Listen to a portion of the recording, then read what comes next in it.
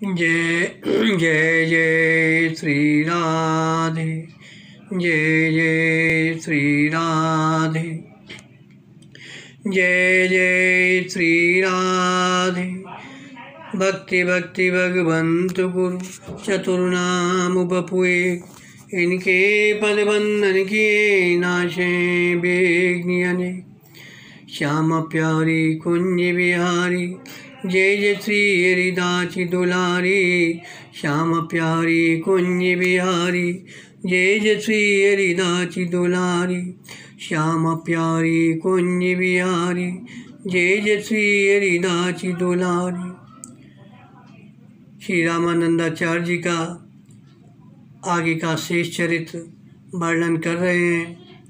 एक बार काशी में ग्रहण के समय बड़े बड़े विद्वानों एवं धर्माचार्यों की महती सभा हुई। सभा में सिद्धांत पक्ष को लेकर बड़ा वाद विवाद हुआ, परंतु सुनिश्चित निर्णय कुछ भी नहीं हो सका। तब सब लोग मिलकर श्री स्वामी रामानंदाचार्य जी के पास गए। श्री स्वामी जी ने अपने आनंद भाष्य में प्रतिपादित स्वसिद्धांत विशिष्टाद्वैत का अद्भुत रीति से प्रतिपादन किया और अपने मत की प्रतिष्ठा करके यह कहा, श्री भगवान वेदव्यास जी का भी यही मत है। तर्क प्रधान पंडितों ने कहा, हम यह कैसे माने कि आपका सिद्धांत श्री व्यास सम्मत है। तब श्री आचार्यपाद ने भगवान वेद व्यास का स्मरण किया। स्मरण करते ही श्री व्यास जी तत्काल प्रकट हो गए। सबकी शंका का समाधान तो श्री व्यास जी के दर्शन से ही हो गया। सभी लोगों ने श्री व्यास जी के चरणों में प्रणाम कर हाथ जोड़कर स्तुति की। इसके बाद श्री व्यास जी बोले, आचार्य श्री रामानंद जी ने जो भाष्य लिखा है वह मुझे अत्यंत ही प्रिय है, क्योंकि इसमें द्वैत अद्वैत आदि किसी भी सिद्धांत का खंडन न करके सबके समन्वय का सफल प्रयास किया गया है।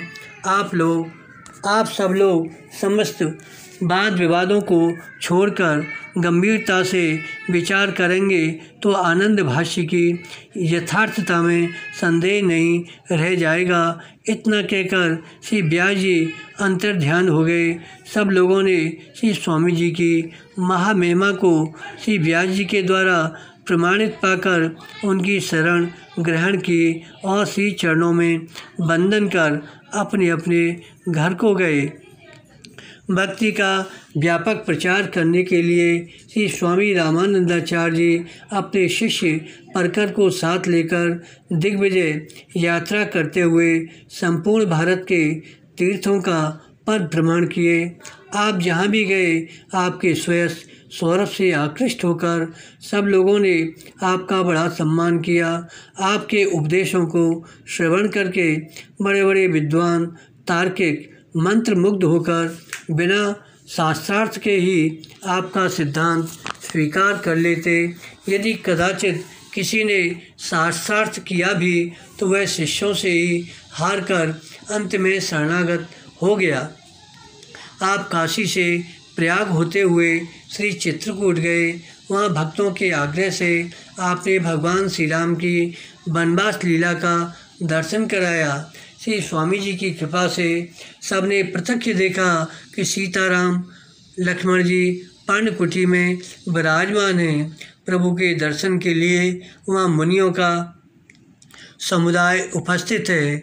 समस्त श्री अयोध्यावासी श्री भरतलाल जी के नेतृत्व में श्री राम जी को मनाने के लिए चित्रकूट आए हैं। सब लोग श्री प्रभु से अयोध्या लौट चलने का आग्रह कर रहे हैं। कितने लोग प्रभु के वनवासी रूप को देखकर क्रंदन कर रहे हैं। बड़ा भारी करुणा रस का साम्राज्य छाया हुआ है। सत्यसंध दृढ़व्रत श्री राम बड़े संकोच में पड़े हैं। श्री भरत की दशा कहीं नहीं जा रही है।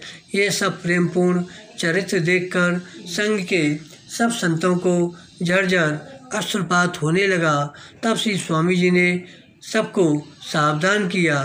लीला का तिरोधान होने पर सब लोगों को अनुभव हुआ। यह तो श्री स्वामी जी की कृपा का चमत्कार रहा है, जो हम लोग कलयुग में भी त्रेता युग की लीला का प्रत्यक्ष दर्शन किए। चित्रकूट से चलकर श्री मिथिलापुरी का दर्शन करते हुए श्री आचार्यपाद श्री जगदीशपुरी पहुँचे। श्री जगन्नाथ भगवान की आज्ञा से पुरी नरेश ने श्री आचार्यपाद का महान सम्मान किया। जगत के जीवों का कल्याण करने के लिए श्री स्वामी रामानंदाचार्य जी ने श्री कपिल तीर्थ गंगा सागर को प्रकट किया।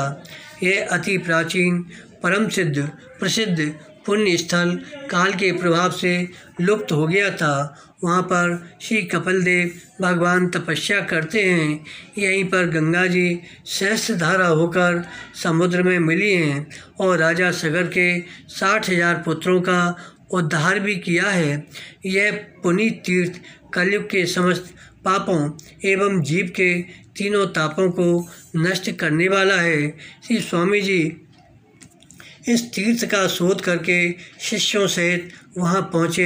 श्री कपिलदेव भगवान ने साक्षात दर्शन दिया। श्री स्वामी जी की प्रार्थना पर श्री कपिलदेव जी श्री विग्रह रूप में हो गए। तब स्वामी जी ने अपने कर कमलों से विधि पूर्वक वेद मंत्रों से उनकी वहीं प्रतिष्ठा और पूजा की। असंख्यों जन समुदाय के बीच स्वामी जी ने इस तीर्थ की महिमा कही। सब तीर्थ बार बार गंगा सागर एक बार उसी समय से आज तक प्रतिवर्ष मकर संक्रांति के दिन वहाँ महान मेला लगता है। इस शुभ अवसर पर लोग स्नान दान करके जीवन को सफल मनाते हैं।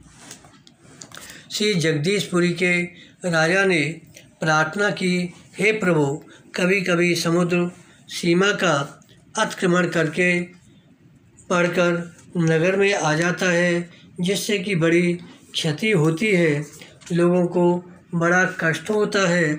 कृपा करके आप इस दुख को दूर कीजिए। स्वामी जी ने अपने शिष्य कबीरदास जी को भेजा। श्री कबीरदास जी ने समुद्र को स्वामी जी की आज्ञा सुनाकर वहाँ एक चिमटा गाड़ दिया और कह दिया, इससे आगे मत जाना। तब से समुद्र तनिक भी वहाँ से आगे नहीं बढ़ा। जनता के अनुरोध पर चंदन तालाब का जीर्णोद्धार कराया। वहाँ से श्री रामेश्वर को प्रस्थान किए। उन दिनों शैव वैष्णवों में घोर विरोध चल रहा था, अतः वहाँ पहुँचने पर वहाँ के पंडा पुजारियों ने कहा कि ऊर्ध्वपुंड धारण करने वालों का मंदिर में प्रवेश नहीं हो सकता। यदि आप लोग दर्शन करना चाहें तो त्रिपुंड लगा कर आइए। यह सुनकर श्री स्वामी रामानंदाचार्य जी ने अपना अद्भुत शंख बजाया, जिससे सभी पंडे पुजारियों की मति गति हर गई।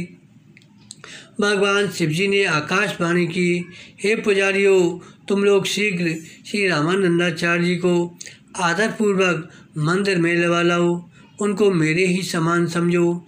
श्री शिव जी के आदेशानुसार पुजारियों ने बड़े ही आदर के साथ श्री स्वामी जी को मंदिर में लाकर पधरावनी की और पूजा आरती स्तुति की। तत्पश्चात हाथ जोड़कर बोले, आप हमें जो कुछ आज्ञा दें वह हम पालन करने के लिए तैयार हैं। श्री स्वामी जी ने उन लोगों से कहा कि हमारी यही आज्ञा है, किसी वैष्णव को श्री शिव जी का दर्शन करने से न रोका जाए। सबने आपकी आज्ञा सर्वधार्य की। तब से अब तक श्री शिव जी के दर्शन सबको समान रूप से होते हैं। वहाँ से चलकर श्री स्वामी जी सेतुबंध तीर्थ का दर्शन किए। विजयनगर के राजा श्री बुक्का राय ने श्री स्वामी जी का बड़ा सत्कार किया। राजा के भाव को देखकर श्री स्वामी जी 9 दिन तक वहाँ रहकर विविध हित उपदेश दिए। इसके बाद विष्णुकांची में एक आचार्य वैष्णव ने श्री कबीरदास जी को जुलाहा कहकर अपमान किया कि पृथ्वी माता से यह भगवत अपराध सहा नहीं गया। वे फट गईं और वह वैष्णव पृथ्वी में समा गया। श्री रंगनाथ धाम में पहुँचने पर कुछ लोगों के द्वारा महिमा के प्रति संदेह किए जाने पर श्री स्वामी रामानंदाचार्य जी शंख ध्वनि करके अंतर्ध्यान हो गए और फिर श्री रंगम जी के निज मंदिर में, जहाँ पुजारी भगवान की पूजा कर रहे थे, वहाँ प्रकट हुए। श्री आचार्यपाद को अपने समीप पाकर श्री रंगनाथ भगवान बड़े ही प्रसन्न हुए और अपना श्री कर कमल बढ़ाकर हृदय से लगा लिए। श्री रंगनाथ जी ने श्री स्वामी जी के अवतार कार्य की सराहना की और अपनी दिव्य प्रसूनमय माला उनके गले में डाल दी। इस प्रत्यक्ष प्रभाव को देख सुनकर वहाँ के लोग बनियावत होकर श्री स्वामी जी के चरणों में पड़े। क्षण भर में संपूर्ण नगर में यह समाचार फैल गया। तब तो पूरे रंगनगर के लोग दौड़ दौड़ कर आपके दर्शन के लिए आए और उपदेश पाकर कृतकृत्य हुए। इस प्रकार गिरिनाथ, प्रभास क्षेत्र, द्वारकापुरी, आबू पर्वत, पुष्कर आदि सभी तीर्थों की यात्रा करते हुए श्री रामानंदाचार्य जी श्री वृंदावन आए। बोलो वृंदावन बिहारी लाल की जय। श्री ब्रज वृंदावन के सभी रसिक संत दर्शन के लिए उमड़ पड़े। ब्रजवासियों के विशुद्ध प्रेम को देखकर श्री योगानंद जी तो नृत्य करने लगे। श्री स्वामी जी ने ब्रज के बालकों को श्री कृष्ण की भावना करके प्रतिदिन बालकों का बृहद भंडारा किया। ब्रजवासी बालक बड़े आनंद से प्रसाद पा रहे थे। श्री स्वामी जी उनको देखकर पुलकायमान हो रहे थे। इतने में एक गौरवर्णा रूप लावण्य की राशि बालिका ने श्री स्वामी जी के निकट आकर प्रणाम किया और प्रसाद मांगा। बालिका के वचनों में अद्भुत माधुर्य था, अलौकिक आकर्षण था, अनुपम अनुराग था। श्री स्वामी जी ने ध्यान में देखा, मालूम पड़ा यह तो साक्षात सर्वेश्वरी, नित्य निकुंजेश्वरी, रासेश्वरी, वृंदावनेश्वरी, हृदयेश्वरी श्री राधा हैं। फिर तो आप भाव विफल होकर अपने लिए स्वर्ण पात्र में रखा हुआ खीर प्रसाद अपने हाथों से श्री जी को गोद में बैठाकर बड़े प्यार से पिवाए। श्री जी ने साक्षात दर्शन दिया। दूसरे दिन स्वामी जी ने समस्त ब्रज की बालिकाओं का निमंत्रण किया। फिर तीसरे दिन संपूर्ण ब्रजवासियों का बृहद भंडारा किया। इस प्रकार ब्रजवासियों को परमानंद प्रदान कर श्री स्वामी रामानंदाचार्य जी ने भद्रक आश्रम की यात्रा की। वहाँ भगवान नरनारायण के दर्शन हुए। वहाँ से काश्मीर को प्रस्थान किए। कश्मीर में दिग्विजयी देवेंद्र पंडित को शास्त्रार्थ में पराजित कर शिष्य बनाया। फिर वहाँ से चलकर नैमिषारण्य, अयोध्या होते हुए काशीपुरी को आ गए। श्री आचार्य भगवान दिग्विजय करके लौटे हैं। यह जानकर काशी वासियों के आनंद का पारावार नहीं रहा। फिर तो जैसे मिथिला में श्री राम जी का दर्शन करने के लिए मिथिलापुरी वासी उमड़ पड़े थे, इसी तरह काशी वासी सभी लोग नर नारी दर्शन के लिए दौड़ पड़े। सबने आचार्यपाद की पूजा आरती स्तुति की। इस प्रकार अपने दर्शन स्पर्श से सबको कृतार्थ करते हुए श्री स्वामी रामानंदाचार्य जी अपने आश्रम में आकर सुखपूर्वक विराजमान हुए। आश्रम में कथा वार्ता सत्संग का प्रवाह उमड़ता रहता, जिसमें अवगाहन कर नित्य प्रति सहस्त्रों नर नारी अपने जीवन को सफल बनाते। काशी वासियों के अनुरोध पर श्री स्वामी जी ने काशी में श्री वृंदावन की तरह विशाल भंडारा किया, जिसमें साक्षात श्री अन्नपूर्णा जी ने रिद्धि सिद्धियों से भंडार भर दिया और देवताओं ने भोजन बनाने परसने और पवाने का कार्य संभाला। इस प्रकार श्री स्वामी रामानंदाचार्य जी भगवत प्रसाद अन्न से प्राणियों के शरीर का एवं उपदेश से आत्मा का पोषण एवं तोषण करते हुए बहुत काल तक इस धराधाम पर विराजमान रहे। आपके अनंत चरित्र हैं। यहाँ तो श्री जयराम देव जी रचित श्री रामानंदाचार्य चरितामृत से कुछ प्रसंग उद्धृत किए गए हैं।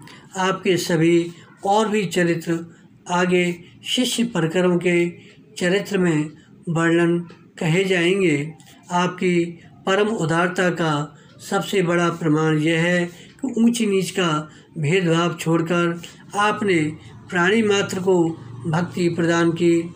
श्री रैदास, कबीर, सेन, धना आदि को अपनाकर आपने अपनी लोकोत्तर समदर्शिता का परिचय दिया, साथ ही भक्ति के गौरव को भी बढ़ाया। आपका कथन है, सक्त अशक्त, अच्छे बुरे सभी भगवान की शरणागति के अधिकारी हैं। शरणागति में कुल, बल, समय और शुद्धि की अपेक्षा नहीं है। यद्यपि जप, तप, तीर्थ सेवन एवं दान आदि को पुण्य रूप माना गया है, परंतु कोई भी शुभ कर्म धर्म अहिंसा के समान नहीं है। अतः सुंदर धर्म में निष्ठा रखने वाले जन दृढ़ धर्म की वृद्धि के लिए हिंसा को सर्वथा त्याग दें।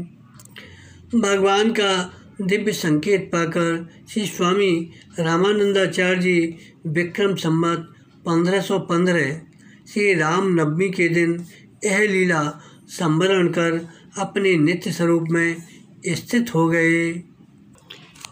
इस तरह यहाँ संक्षिप्त से श्री रामानंदाचार्य जी का चरित्र वर्णन किया गया। इनके चरित्र अनंत हैं और इनकी महिमा अनंत है।